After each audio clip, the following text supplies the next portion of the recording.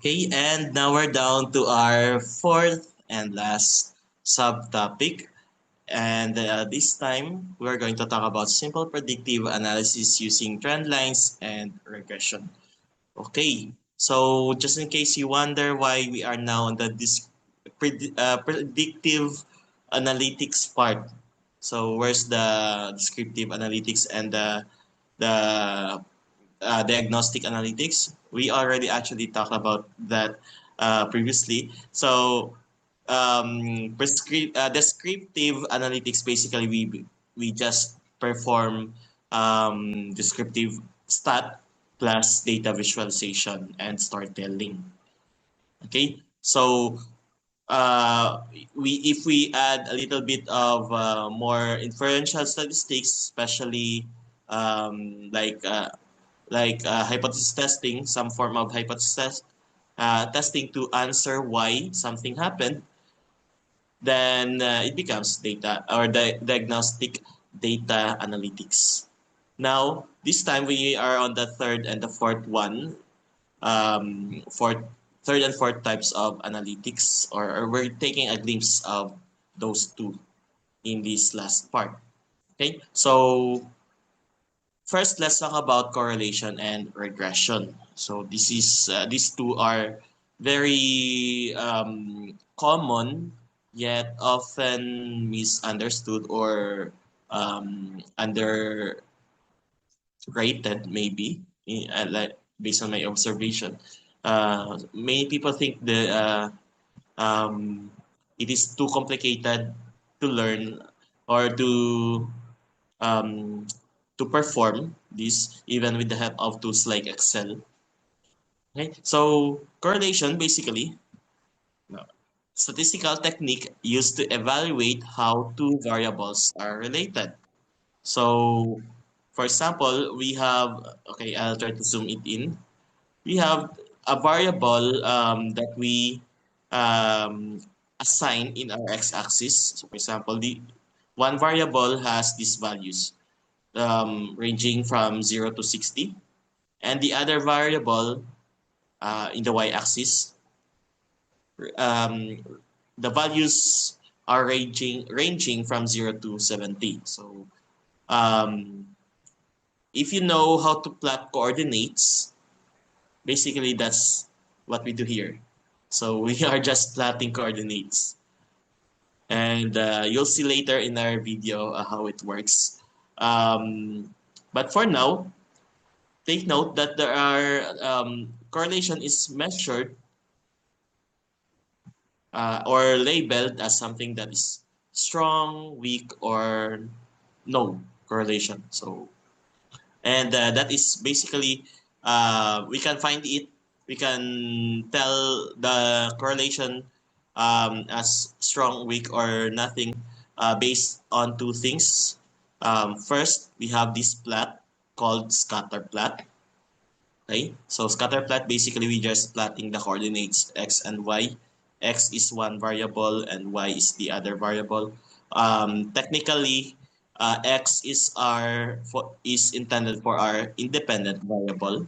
So in this case, this is our independent variable, and y is intended for our dependent variable. Okay, so we just plot the values. If this is our if our independent variable has a value of 10, then based on our data, our dependent variable has a value of around 15. So this one, that's why we have this plot. Okay, and so on. So basically, we are just plotting coordinates, and that's what we call a scatter plot. Okay, and another way that we can measure our the relationship among the variables is the R, the Pearson's R coefficient. So that's one type of. Actually, we are talking about specifically about the Pearson correlation type of correlation. Pearson correlation. Okay, and Pearson correlation has the R coefficients. So the R ranges from -1 to +1. So As you can see here,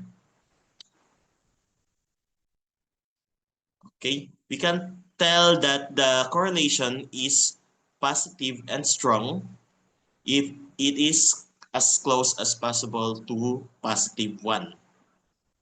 Okay, but if it is strong but negative, it has a correlation of negative, almost -1 or approaching -1. So as you can see in in their respective scatter plots, the we can say it's a positive correlation if it goes up or if it has an upward trend.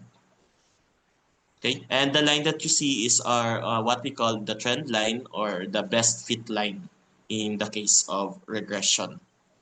Okay, so this line, this trend line, if it goes up, then we can say there is a positive correlation. And otherwise, if it goes down, then we have a negative correlation. Okay, even if you don't compute the R, you can, by the way, the R can be computed using the Correl function. And I believe you'll see that in our video, how it works. Okay, so, but if we have this scatter plot, we can already say that it has a weak correlation. By the way, we're talking about linear correlation.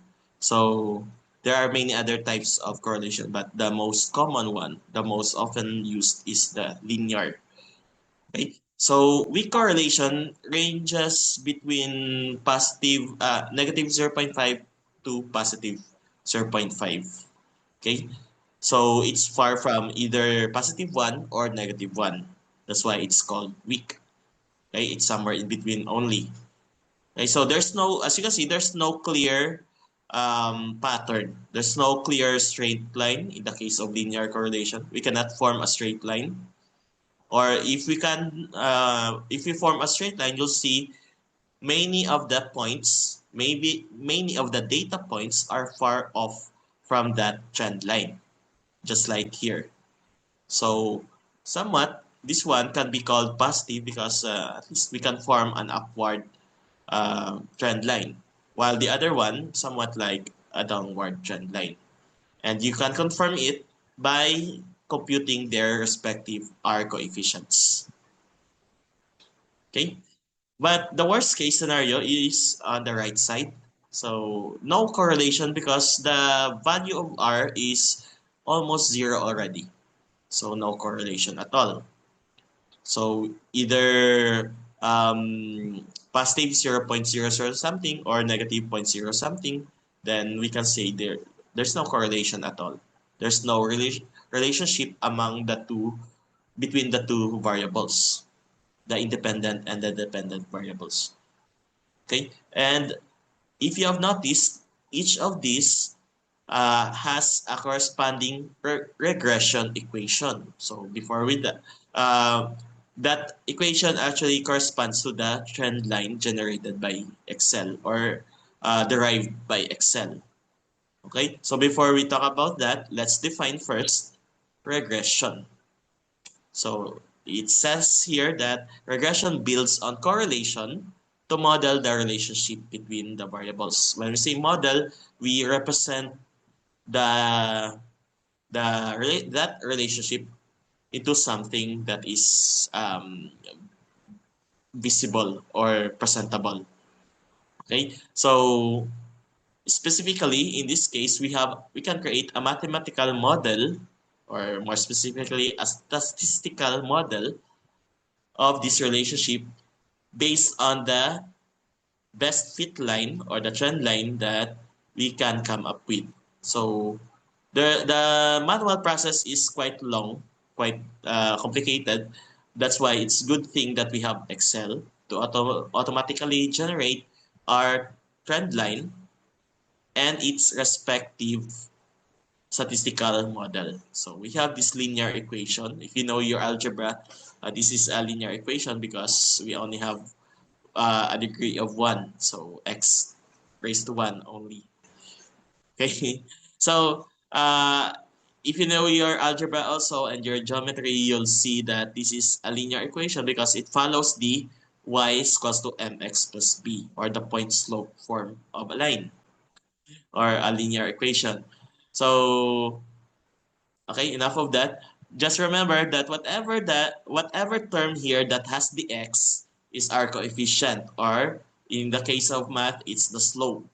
Okay, so this is the indicator whether we have a positive or a negative correlation. If the slope is positive, then it is positive correlation. And if it is, as you can see here, the slope is negative, then this correlation is also negative. The trend line goes downward. Okay? So y is equals to mx plus b. So this is the m, or the slope, and the b is what we call the y-intercept. So basically, this line at x equals to 0 in the middle here, the middle of our graph, the middle part, we have the 0. So the value started at 4, around 4 point something here. So this line touches the y-axis at 4 point something. Okay, and same thing here. So positive 37 point something. So this line touches at that number also, or that level of y in the y-axis. Okay, so these two are very important, the slope and the intercept, because you'll see later when we have our multiple regression that these two matter. So I hope you take note of that. Okay, so in regression, okay, what we are talking about right now is actually under linear regression only, because there are also what we call polynomial regression, where the exponent of x is can be more than 2 or more. So x squared, x cubed, x fourth, and so on. And we also have what we call logistic regression, where the resulting value is only either 0 or 1. So somewhat like a binary result, yes or a no. So whatever our result, it is being ranked between uh, these two values only, 0 and 1. Okay, so that's regression. Again, that regression basically relies on correlation, on the concepts of correlation. Okay, and later you'll see a video of that, how it works. Okay, but now how can we do predictive analytics using this? So this is a very simple illustration of how predictive analytics works, um, using as simple as linear correlation. Simple linear correlation. So for example, we have this data set. We have the radio ads and the corresponding revenue from the month of January up to the month of December. Okay, so um, it appears that the radio ads are the independent variable, meaning these are the x's, the values of x, and the revenue is our dependent variable. So it's as if we are checking if we have an increasing number of radio ads, do we also have an increasing revenue, or maybe the opposite? So that's what we want to check. That's what we want to test, right? So if we plot this, for example, in January, we have 21 radio ads. So 21 is around here. I know. 21 is around here. And the corresponding revenue is 8,350. So 8,350 is somewhere here. That's why we have this plot. Okay, and same thing, we have in February we have 180 ads, so 180 is around here, and the corresponding revenue for that is $22,755. So 22,000 is around here. So that's why 180, $22.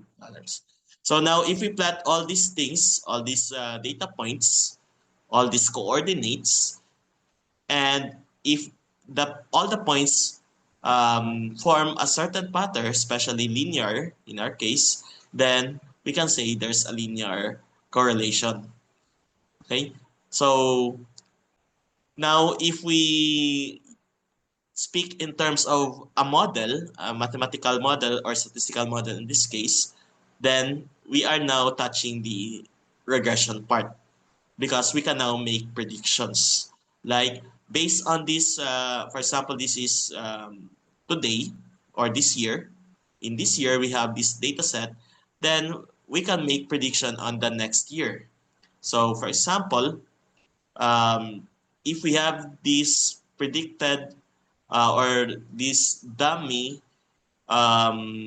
values for the number of radio ads, we can predict what's the corresponding revenue for that number of radio ads based on this pattern. So if we use this model, substitute the value of x, these are the values of x. Okay, so for example, 78.075x plus 7930.4. So substitute 24 to x. So 78.075 times 24 plus 7930. If you compute that, it will be something like this.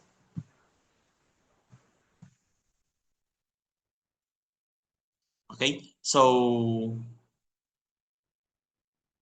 okay, as you can see, this is the predicted new observation. In other words, we can make a prediction for each month based on this pattern. Okay. Now the question is, how can we say this pattern is reliable?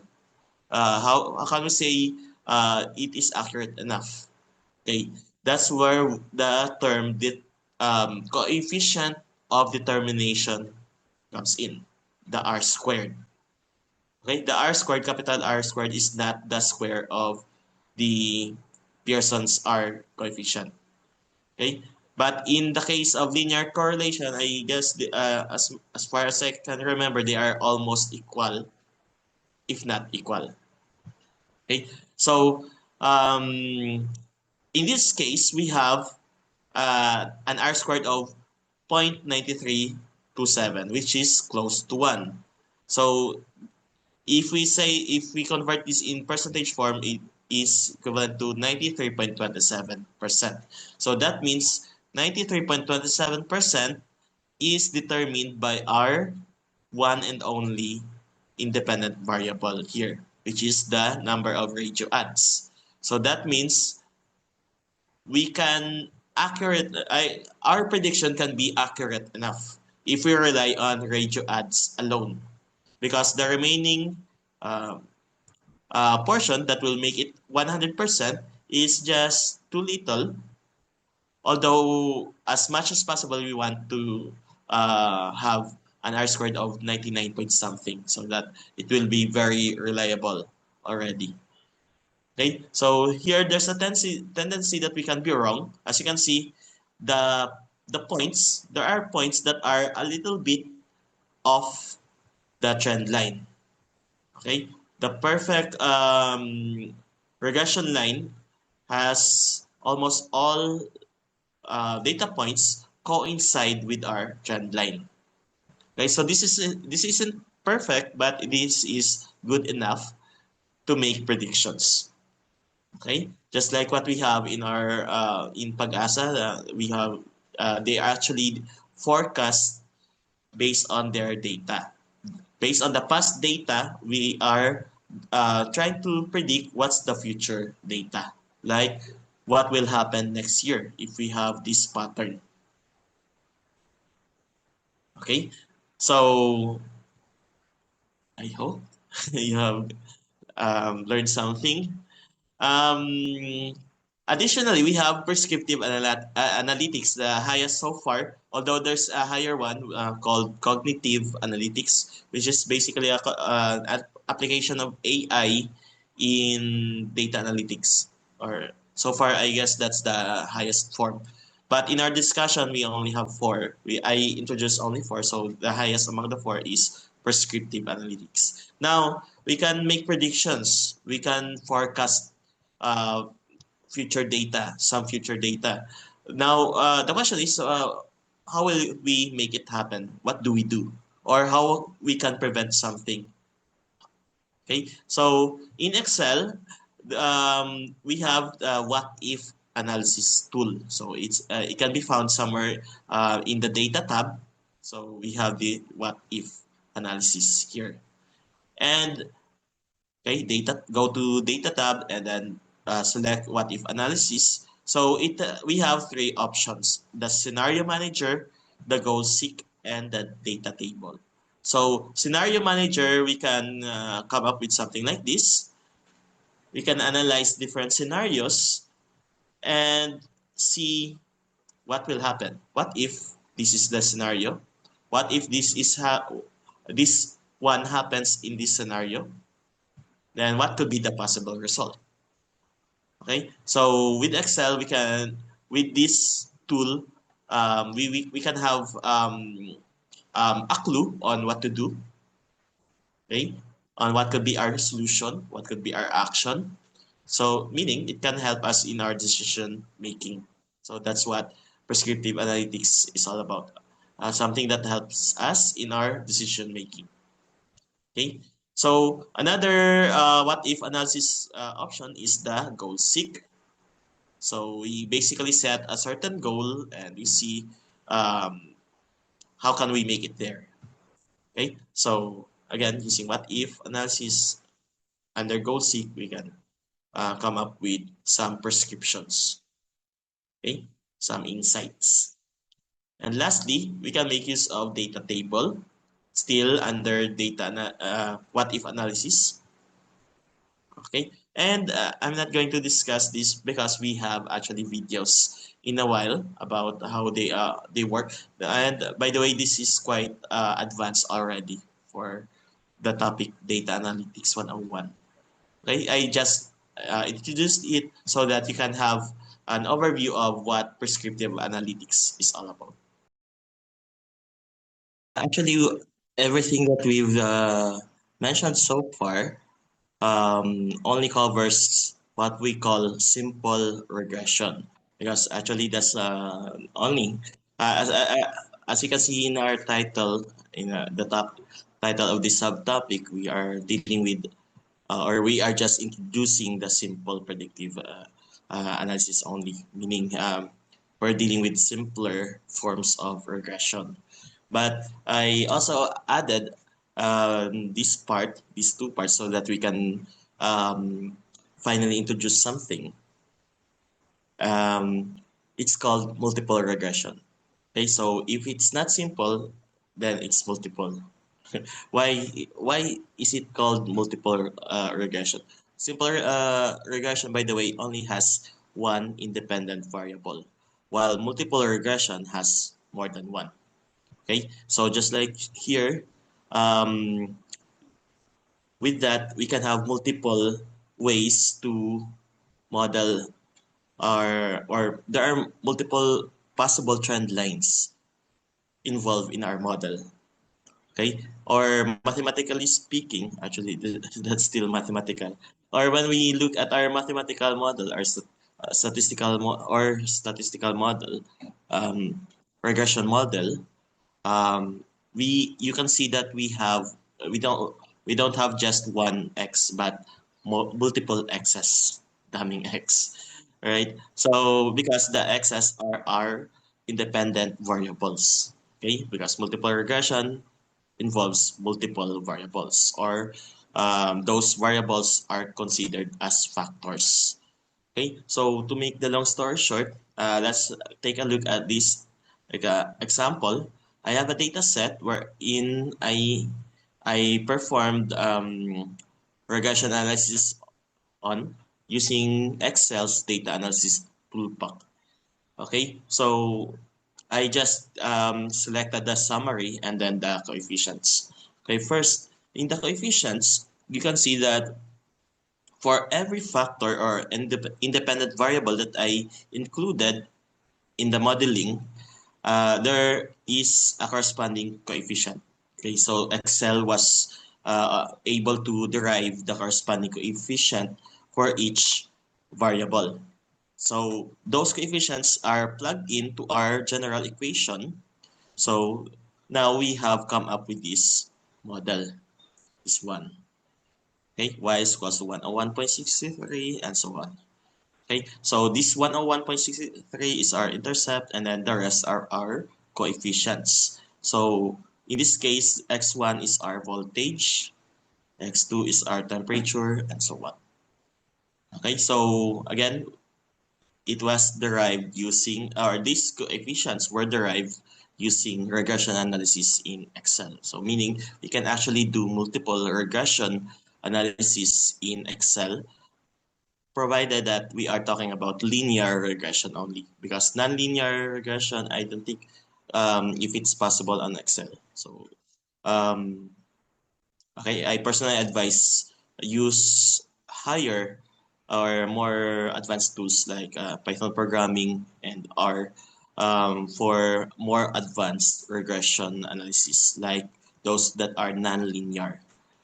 Okay, so now the question is, if we have this model, if this is our regression model, how sure are we that it is reliable enough or accurate enough?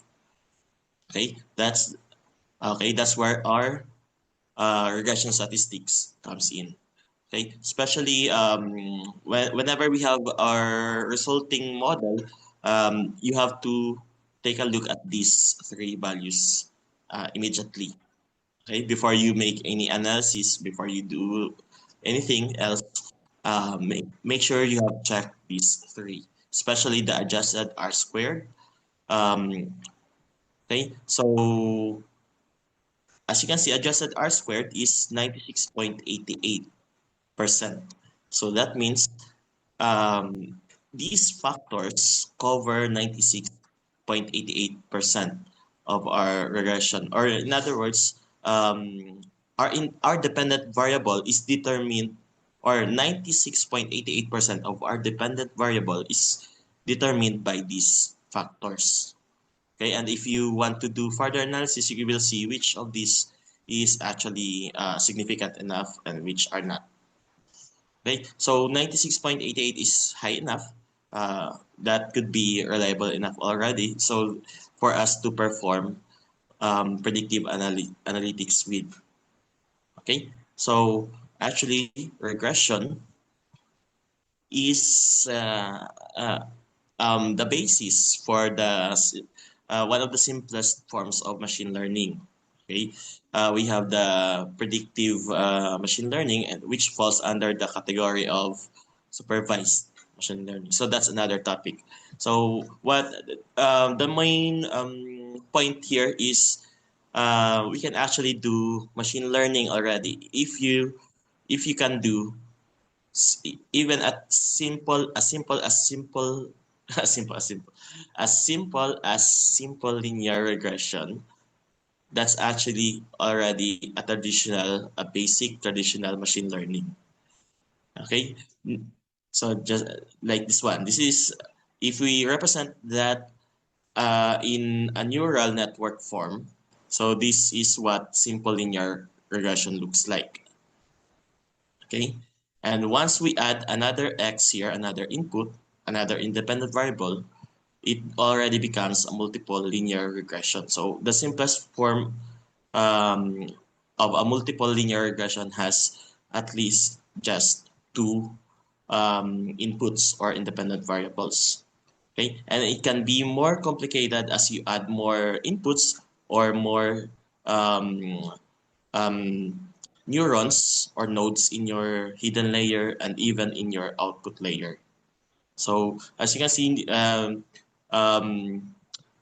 to cross the boundary between traditional machine learning and deep learning, you will have to include, or your processing has to undergo a lot of neurons.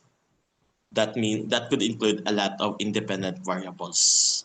and other processes in between. Okay, so now at least you can relate, you can see how simple linear regression relates to machine learning models. Okay, and you'll understand how it basically works. Basically, it is just a combination of these concepts. Okay, and let's see if we have some videos. We have some videos that talk more about these things. Okay, so thank you very much for bearing with us. That ends our fourth subtopic. So now here's our final quiz and evaluation form. You can scan this QR code. And also, once again, if you have questions or anything you'd like to say, any concerns, you can comment them, write them in the comment section, or um, mention them in our evaluation form. Okay, and as you complete these forms, um, you can also watch these videos.